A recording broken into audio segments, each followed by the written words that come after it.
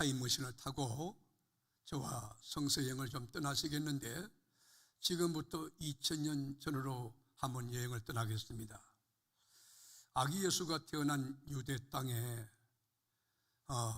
이스라엘 민족들은 로마의 식민지였습니다. 세금을 바쳐야 했고 인권을 유린당해야 했고 절망적인 그런 상황에 놓여 있었습니다. 이런 때에 유대의 나라의 왕은 누구냐? 에돔 족속의 헤롯 왕이 분봉왕이 되었던 것입니다. 이 헤롯이 유대를 통치했는데 에돔 족속이 어떤 족속입니까? 에돔은 야곱의 형입니다. 그 야곱의 형의 후손들이 에돔 족속이에요. 야곱과 에서는 복중에서부터 쌍둥이로 태어났어요. 뱃속에서 얼마나 치고받고 싸우는지 하나님 앞에 기도할 만큼 이 아이의 다툼이 심했어요. 태어날 때도 야곱이 형 발뒤꿈치를 잡고 내가 형이다, 내가 먼저 나가야지. 그래서 태어난 이 아이는 형과 계속 다툼을 하는데 장자권 분쟁이 일어나요. 그뿐입니까? 이들이 죽고 난 뒤에 그의 후손들 에돔 족속들과 유대 족속들은 앙숙이 됩니다. 그래서 유대인들은 에돔 사람 헤롯이 왕이 된 것을 몹시도 불편해했고 못마땅해했습니다. 그래서 헤롯 왕은 유대인들의 한심을 사기 위해서 많은 노력을 했어요. 어떻게 하면 유대인의 마음을 살 수 있을까? 어떻게 하면 내 깊은 마음을 유대인들이 알 수 있게 할까? 그래서 BC 20년에 스룹바벨 성전을 대신하여 헤롯 성전을 짓기 시작한 겁니다. 헤롯 성전을 짓는데 제사장들이 1000명 이상 동원이 되고 대리석으로 교회당을 짓는데, 여러분 대리석 하나 크기가 12m 되는 게 있어요. 그리고 무게가 100톤이에요. 건축공학이 발달되지 않은 그 상황에 100톤짜리 대리석을 어떻게 옮겼을까 저도 궁금해지고 있습니다. 너무 아름다운 성전이에요. 그래서 유대랍비는 헤롯 성전을 보기 전에는 아름답다는 이야기를 해서 안 된다 하는 말을 했습니다. 헤롯 성전을 이제 건축을 시작하고 난 뒤에 완공을 보지 못한 채 헤롯은 죽었습니다. 그리고 AD 64년에 성전을 완공했는데, 이 헤롯 성전은 이 건축공학적으로, 이 문화예술적으로 또는 종교사학적으로 깊은 의미를 갖는 환상적인 역작입니다. 예수님 시절이 눈이 둥그래서 예수님께 이 헤롯 성전을 가리키며 자랑했어요. 예수님 저 성전 보이시죠? 헤롯 성전 보이시죠? 어마어마하죠? 화려하죠? 멋있죠? 우리 주님은 물리적인 건물에 조금도 관심이 없었어요. 주님 한마디 하시는 게 뭐냐? 이 성전이 돌 위에 돌 하나 남지 않고 다 무너뜨려지리라. 예수님이 예언하고 난 6년 뒤에 AD 여러분 70년에 로마 티투스 장군이 군사를 끌고 예루살렘을 쳐들어와 예루살렘을 완전히 초토하고 불살하고, 그리고 헤롯 성전을 여러분 완전히 회파시키는데 돌 위에 돌 하나 남지 않고 예언한 그대로 다 회파시킨 것입니다. 여러분, 오늘 등장하는 헤롯 왕이 누굽니까? 탁월한 정치력을 가진, 그리고 행정력도 갖고 있고 돌파력도 가진 그런 지도자입니다. 그런데 악한 지도자였습니다.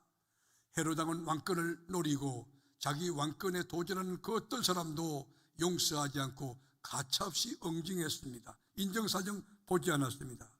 이 헤롯 왕이 얼마나 잔혹한 왕이냐 하면 자기 처남을 죽이고 할아버지를 죽이고, 그리고 더 끔찍한 것은 자기 어머니를 죽였어요. 그리고 두 아들까지 살해했어요. 이 사람이 헤롯 왕입니다. 이 악랄한 헤롯 왕이 페르시아에서 왔던 동방박사가 유대인의 왕으로 난 자가 어디 계시뇨? 라고 물었을 때 꼭지가 돌았어요. 아니, 내가 유대의 왕인데 누가 유대인의 왕이라는가? 내가 죽더라도 내 아들이 유대의 왕인데 어찌하여 유대의 왕이 어디 있느냐 묻는가? 그래서 헤롯 왕과 예루살렘이 큰 소동이 일어났다. 소동이란 말을 원어로 타라소라고 하는 용어로 쓰는데 불안했다, 공포 가운데 떨었다, 당혹스럽다, 그런 뜻이에요. 이런 상황 가운데 헤롯이 가만히 대제사장과 서기관을 불러가지고 묻습니다. 유대인의 왕이 어디서 난다고 하더냐? 그때에 성경을 붙들고 성경에 박식했던 이 박사들이 미가서 5장 2절에 보면 유대인의 왕은 베들레헴, 유대 땅 베들레헴에서 난다고 성경에 기록됐습니다. 우리 5절 한번 볼까요? 5절, 이르되 유대 베들레헴이 오니 이는 선지자로 이렇게 기록된 바, 영특하고 교활했던 헤로당이 동방박사를 가만히 불러서 묻습니다. 별이 언제쯤 나타났냐? 그 별의 특징이 뭐냐? 별이 어떻게 움직이더냐? 여러분 자세히 묻고 동방박사에게 말하는 것이, 만이 하나 아기 예수를 보거들랑 나에게 알려다오. 나도 아기 예수께 경배하러 가겠다고 이야기했습니다. 사실일까요? 정말일까요? 진실일까요? 헤로당의 마음속에는 아기 예수를 죽이는 것이 목적이었습니다. 그러나 동방박사는 누굽니까? 이 동방이라고 하는 것은 지역명인데 페르시아나 바벨론, 아라비아 지역을 가리킵니다. 여기 박사라고 하는 것은 공부를 한 닥터가 아닙니다. 여기는 마기, 또 마구스라고 하는 그 복수형인데 제사장 또는 점성술사라고 하는 뜻입니다. 그러니까 천체를 연구하다가 별이 이상해지면 그 별이 이 지상에 어떤 영향을 끼칠 것인가를 예측하는 사람이 점성술사인 동방박사였던 것입니다. 동방박사는 천체를 연구했는데 생물학적 나이도 많습니다. 공부를 많이 한 사람이에요. 그리고 헤로당과 독대할 만큼 명성과 지위를 가진 사람이라고 이해할 수 있습니다. 그런데 이 동방박사는 유대인이 아닙니다. 이방인입니다. 교인이 아닙니다. 타 종교인입니다. 그런데 아기 예수 탄생을 나리는 이 별을 보고 크게 기뻐하고 매우 기뻐했다, 성경이 증언합니다. 그리고 동방박사는 별의 인도를 따라갔습니다. 우리가 신앙생활할 때 내 자의적으로, 내 경험, 내 지식으로 하는 것이 아닙니다. 고집이 아닙니다.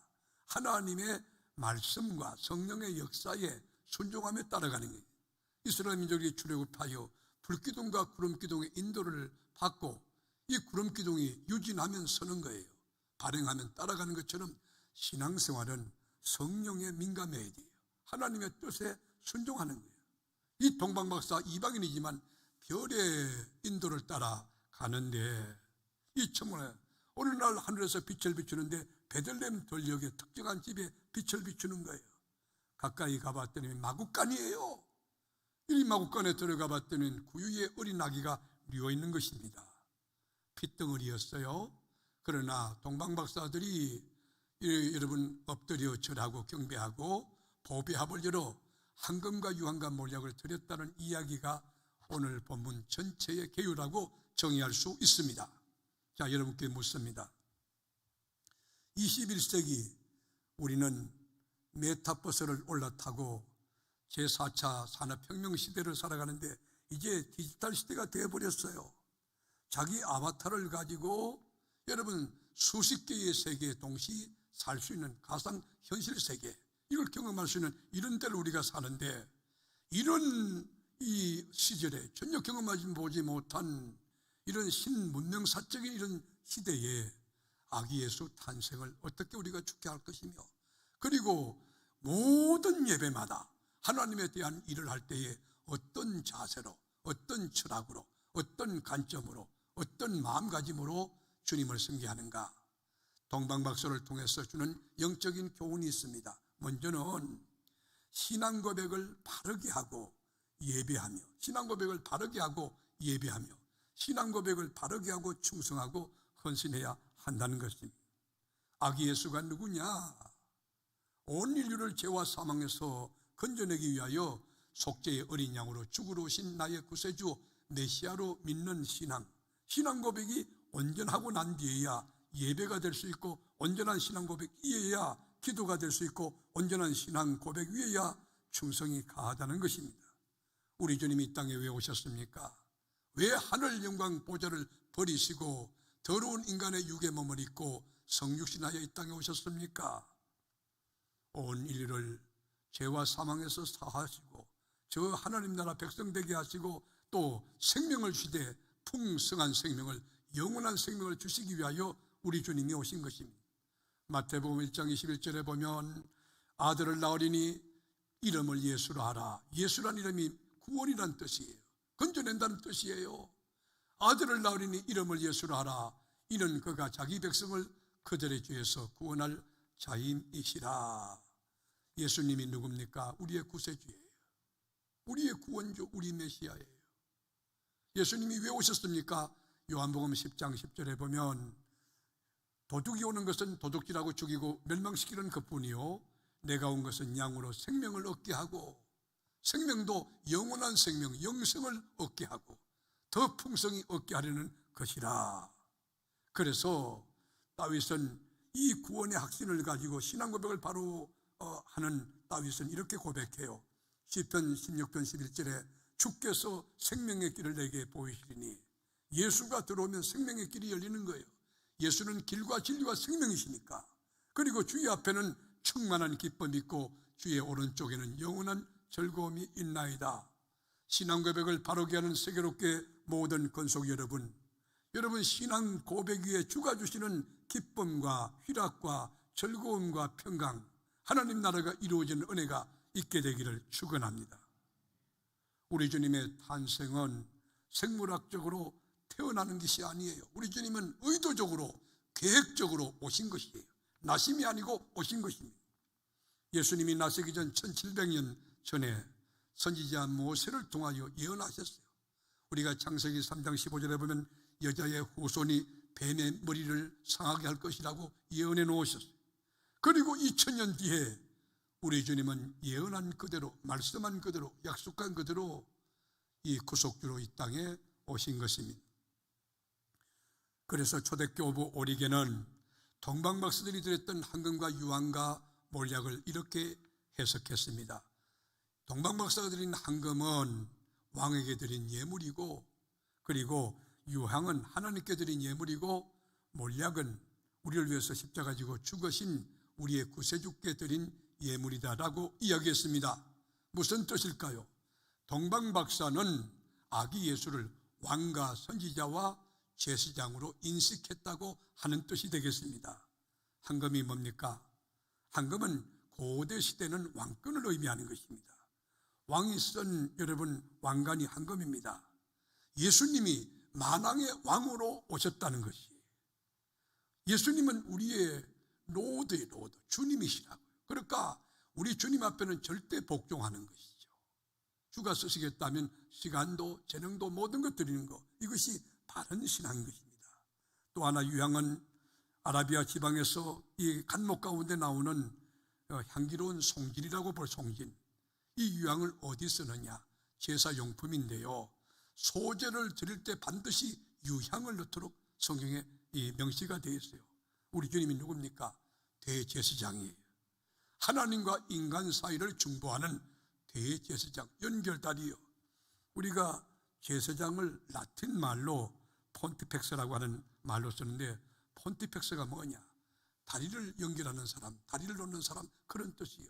우리 주님이 한 손에 하나님의 손을 잡고 한 손에 죄인된 인간의 손을 잡고 여러분 지옥 갈 백성들을 다리가 되어서 천국 가게 하고 의인 되게 하고 하나님 자녀 되게 하고 빛의 자녀 되게 하셨다는 것입니다. 몰약, 마지막 드린 예물 몰약은 시스토스라고 하는 나무에서 나오는 진인데 아주 값진 기름이에요. 고대 건동 지역에서 왕이나 군주가 죽었을 때 그 귀한 사람의 시신에 넣는 이 부패를 방지하는, 시신 부패를 방지하는 그런 일을 몰약이라고 하는 게 있습니다. 이것은 예수님이 십자가에 죽으실 것을 이미 알고 여러분, 그리고 부활할 그 주님에게 영원한 생명의 예표로 몰약을 예물로 드린 것입니다. 그렇습니다. 동방박사는 이방인이었지만 말구에 누신 아기 예수를 왕과 선지자와 제사장으로 알고 황금과 유황과 몰약을 우리 주님 앞에 예물로 드린 것입니다. 또 하나, 아기 예수를 경배하는 우리 예배나 모든 하나님의 일에 임하는 기본 태도는 온유함과 겸손함입니다. 동방박사는 나이가 많습니다. 지위도 높습니다. 황금과 유황과 몰약을 선물로 가져올 만큼 재력도 있습니다. 그런데 이 동방박사가 냄새나는 마구간에 그 위에 누워있는 어린 예수, 핏덩어리 예수에게 머리를 숙이고 두 무릎을 꿇고 경건하게 절하며 여러분 경배했습니다. 얼마나 온유합니까? 우리가 주님을 섬기는 기본 태도는 겸손입니다. 모든 것이 하나님의 은혜라고, 모든 것이 주님이 하셨다고. 여러분 날마다 십자가로 자기를 치지 않으면 물질이 조금 들어올 때 교만해질 수 있어요. 또 교회에서 조금 인정받을 때 우쭐될 수 있어요. 그래서 여러분 겸손과 온유라고 하는 이 두 테마를 늘 가슴에 안고 그것을 이루려고 몸부림을 쳐야 하는 거예요. 이스라엘 가보면은 베들레헴에서 남쪽으로 한 8km 지점에 떨어진 곳에 예수 탄생교회가 있습니다. 이 예수 탄생교회는 현존하는 세계 모든 교회 가운데 가장 역사가 오래된 교회 중에 하나입니다. 예수가 탄생했다고 하는 동굴위에다가 예수 탄생교회를 지었는데 주 135년에 로마 황제 하드리아누스가 기독교를 말살하려는 말살 정책의 일환으로 이 장소에 아도니스라고 하는 이방 신전을 짓습니다. 그런데 훗날 로마가 기독교 국가가 됐습니다. 그래서 AD 326년에 콘스탄틴 대제 황제의 어머니 헬레나가 이곳을 방문했다가 아도니스 신전을 파괴하라 명령하고 그걸 파괴하고 예수 탄생교회를 지은 것입니다. 그리고 2000년 동안 숱한 사건들, 전쟁이 나고 그리고 이 바람이 불고 태풍이 불고, 그런데 예수 탄생교회가 온갖 수모를 다 겪은 가운데 지금까지 현존하는데, 이스라엘 나라에서는 최고 오래된 그 교회가 어느 교회냐? 예수 탄생교회입니다. 가보면은 모양이 십자가 형태로 되어 있습니다. 근데 길이가 52m니까 우리 교회보다 조금 작죠. 그리고는 넓이가 24m가 돼요. 근데 여러분 52m, 24m인데 들어가는 출입문은 얼마냐? 1.2m예요. 제가 169입니다. 그런데 여러분 저보다 훨씬 작은 1m 20밖에 되지 아니하니까 여러분 키가 큰 사람, 또 왕이나 황제나 누구도 거기 들어가려면 고개를 숙이지 않고는 들어갈 수 없는 거예요. 그 문을 가리켜 겸손의 문이라고 하는 것입니다. 여러분 우리 크리스찬들에게 가장 귀한 덕목이 뭡니까? 겸손함입니다. 저는 아닙니다. 저는 부족합니다. 충성에 충성을 거듭하고도 나는 무익한 종이라 마땅히 해야 할 일을 했을 뿐입니다. 그것이 겸손입니다. 아우구스티누스에게 제자들이 물었습니다. 선생님, 우리 크리스찬에게 가장 귀한 덕목이 뭘까요? 첫 번째는 겸손이다. 그럼 두 번째는 뭐예요? 두 번째도 겸손이다. 세 번째는요? 그것도 겸손이다. 우리가 성탄절, 이제 성탄주일을 우리가 하나님 앞에 드리는데 성탄절 예배뿐만 아닙니다. 우리가 오는 토요일날 이 성탄 축하 예배 드릴 텐데 그 성탄 예배뿐만 아닙니다.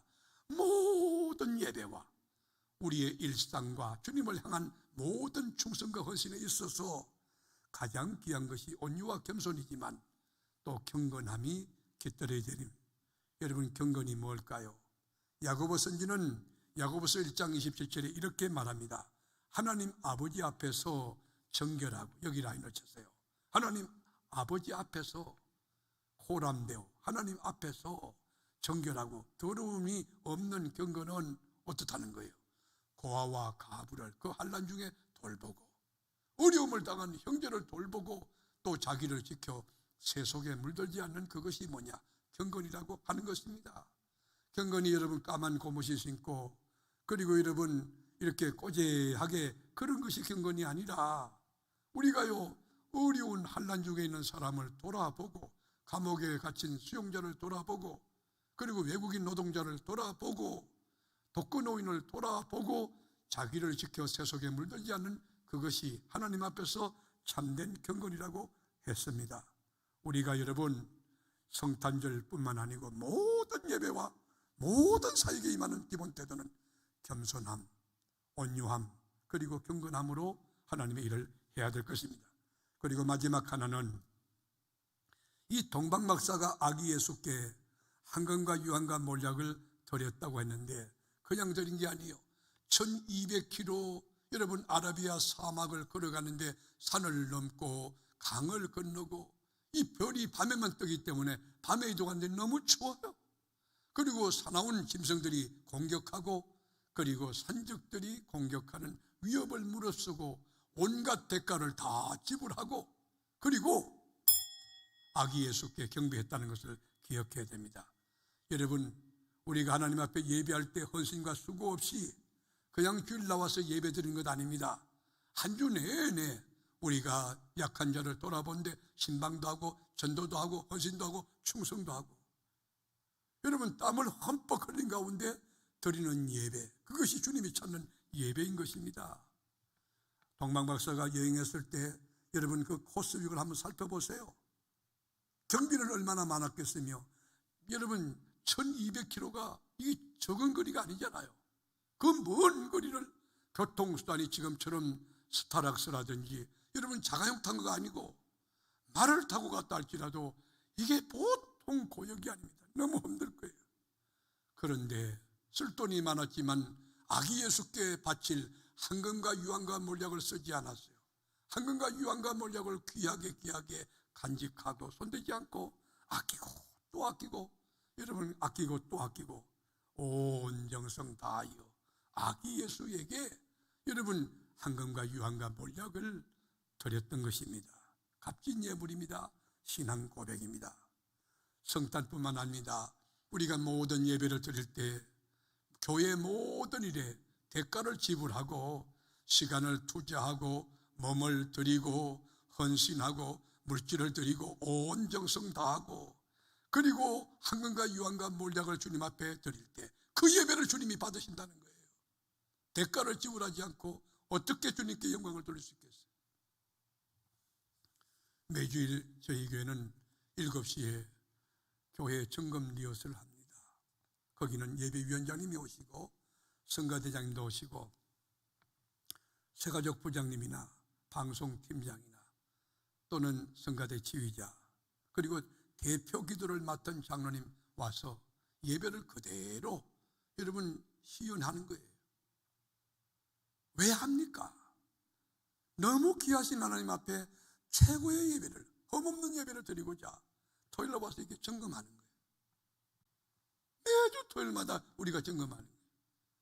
여러분 얼마나 귀합니까? 어제 늦게까지도 현수막을 따는 일과 교회 이렇게 돌아보는 일들, 여러분 땀을 흘리고 수고하고 그런 가운데 예배하는 것, 그것이 참된 아기 예수에 대한 경배 태도라는 것입니다. 생각해 보세요.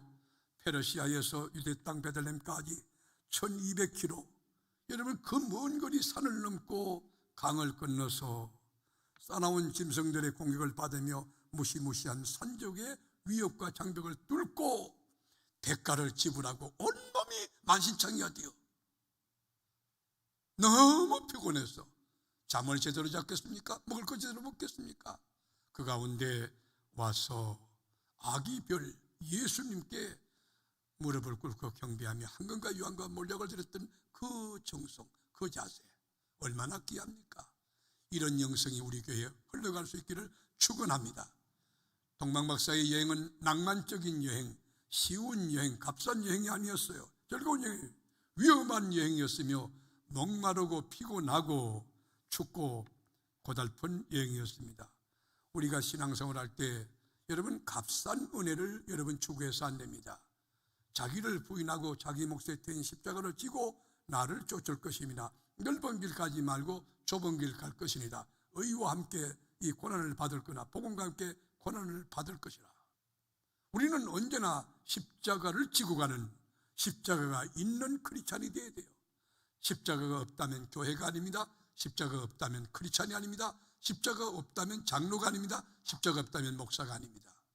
십자가가 있을 때 너무 힘들지만 대가를 지불하고 너무 고통스럽지만 거기에 하나님의 역사가 있고 주님의 영광이 넘치게 되는 것입니다. 그래서 우리 주님은 우리에게 이렇게 권고합니다. 마태복음 22장 30절에 예수께서 이르시되 네 마음을 다하고, 마음을 다하라는 거예요. 하나님이 일할 때 그냥 대충 와서 그제 손님처럼 이 사람이 정말 교회 일꾼인가 구경꾼인가, 마음을 다하고 목숨을 다하고 뜻을 다하여 주 너희 하나님을 사랑하라. 하나님을 사랑하는 분 아멘 해보세요. 다 같이 마음을 다하고 목숨을 다하고 뜻을 다하여 우리 주님을 사랑하면서 예배해야 돼요. 그런 사람은 교회 와서 여러분 차량 운행 감사함으로 하죠. 안내사역, 새가족 양육위원, 신방, 전도대 어디든지 헌신하죠. 주님 사랑하는 마음이 넘치니까, 삶의 우선순위가 하나님이니까, 하나님 믿고 내가 있으니까 무슨 갈등이 있어요? 하나님이 일하는데 여러분 무슨 문제가 있어요? 하나님이 내가 하나님께 마음을 정했으니까 문제없다 이거죠. 일생을 아프리카에 복음을 위해 바쳤던 리빙스톤이 있습니다. 참 귀한 분이죠. 이분은 박사학위를 소지해서 의학도로 의사로도 얼마든지 음악하는 것도 그렇고 뭐든지 최고 정상에 그리고 성공의 가도를 달릴 수 있는 그 사람이지만 다 포기하고 아프리카에 몸을 던졌잖아요. 이분이 마지막 날 어느 호숫가에서 기도하다가 홀로 기도하다가 세상을 떠났어요. 그런데 그가 쓴 일기장에 보면 마지막 그 일기장이 기가 막힌데 전 이걸 읽다가 울었어요. 내 왕이요. 여러분 그 표현 방법 보세요. 신앙 고백 보세요. 내 왕이요, 내 생명이요, 나의 전부이신 주 예수님께. 나 요거 대목에서 내가 막 가슴이 탁, 주 예수님께. 예수님이 주인이라는 거예요. 주 예수님께 나의 마음과 몸과 내 생애 전체를 바칩니다. 얼마나 멋집니까? 우리가 주님 일할 때 황금과 유황과 몰약, 여러분 온 시간과 재능, 우리가 체력과 그리고 재능 이 모든 것을 쏟아붓고 난 뒤에 경배하는 태도, 그런 예배, 그런 자세가 우리 주님께 바른 자세가 되는 거예요. 지난 목요일 날 하나님의 은혜로 우리가 대전교도소에서 성탄 축하 예배를 하나님께 올려드렸습니다. 여러분 기쁘다 구주 오셨는데 그동안 예배를 못 드리다가 수용자들이 참여 예배 드리는데 그 예배에 본물이 터진 거예요. 얼마나 뜨거운지 몰라요. 감격이에요. 저도 눈물이 줄 흘렀어요. 수용자들이 여러분 코로나 상황 가운데 안 되잖아요. 교도소장이 전화해서 목사님 3,000명에게 떡을 좀 줬으면 좋겠습니다. 여러분 우리가 예배를 드릴 수 있다, 수용자들에게 복음을 전할 수 있다, 그들을 축복하고 소망의 세계로 인도할 수 있다, 이거 특권 아닙니까? 우리 교회에서 교화용으로 썼던 시집과 칼럼집을 선물로 다 참여한 분들에게 전체 다 안겨줬어요. 그리고 여러분 예배를 경건하게 드리고 나오는데 뿌듯하고 올해 정말 귀한 일을 했구나, 하나님 기뻐하는. 여러분 교도소 사역은 성경적이에요. 갇힌 자를 돌아보라, 주님이 말씀하네. 주님이 아주 집중하는 사역이에요. 나오는데 제 마음에 평화가 걸렸어요. 그런데요 사회복지과장이 나오셔서 목사님 지금 방금 법무부에서 전통이 왔습니다. 뭐라고 왔나요? 지금부터는 외부의 인사 출입할 수 없도록 모든 것을 통제하라는 거예요. 예배가 더 이상 안 되는 거예요. 우리 교회가 마지막 예배 드린 거예요. 얼마나 감사합니까? 한번 왔다 짧게 사는 생애상 낯가달게 모든 사람을 누구에게 유익을 줄 수 있다면 잘 사는 게 될 거예요. 작은 예수의 삶이 되는 걸 거예요. 길과 진리와 생명이 되신 예수 그리스도의 탄생은 온 인류의 기쁨이지만 최대의 사건이고 최대의 축복이고 우리에게 주신 최고의 선물입니다. 여러분 어떤 유형의 성탄절을 보내시려고 생각하십니까? 헤롯과 예루살렘 사람처럼 소동하며 산패인 터뜨리고 송년 파티하고 그리고 두들기고 마시고 먹고 범죄하는, 소동하는, 범죄하는 쾌락의 성탄절입니까? 아니면 산을 넘고 강을 건너 1200km 목마르고 피곤한 가운데 그리고도 엎어지며 자빠지며 그 와서 피곤한 몸으로 보배합을 열어 경건하게 황금과 유황과 몰약을 드리는 기쁨의 성탄절입니까?